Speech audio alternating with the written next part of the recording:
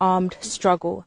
But many of the people here that you can see were not born when the Oromo Liberation Army was first formed in the 1970s.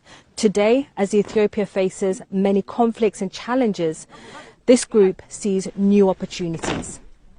Osoo wareegama guddaan hin bahin akkaatuma itti yaanee guutumaa guututti Oromiyaa itti dhuunfannu keessatti hojjetaa jirra, kanas itti milkaa'aa jirra, Finfinneenis marfama keenya keessa jirti.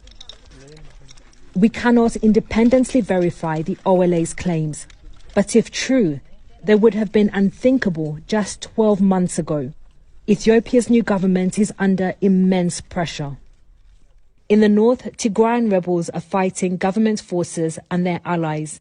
In recent months, this war has spread to the neighboring regions, while elsewhere ethnic conflicts are simmering. And in Oromia, violent protests have rocked parts of the region. And the OLA has waged its guerrilla war for the right to choose independence. The government's response has been tough. In this video shared on social media, 2 young men are marched into the bush, allegedly by the police. Human rights groups have accused authorities of indiscriminate killings and mass arrests. The government told the BBC it does not target civilians.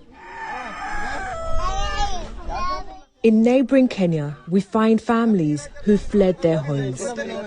Even here in Kenya, you can still see the consequences of the conflict that's happening just across the border over there in Ethiopia.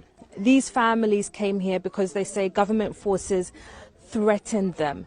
They've been here for about 4 months now, and they say they're struggling to find basic things like food, water, and crucially, medicine as well. We've just been told that a 7-year-old died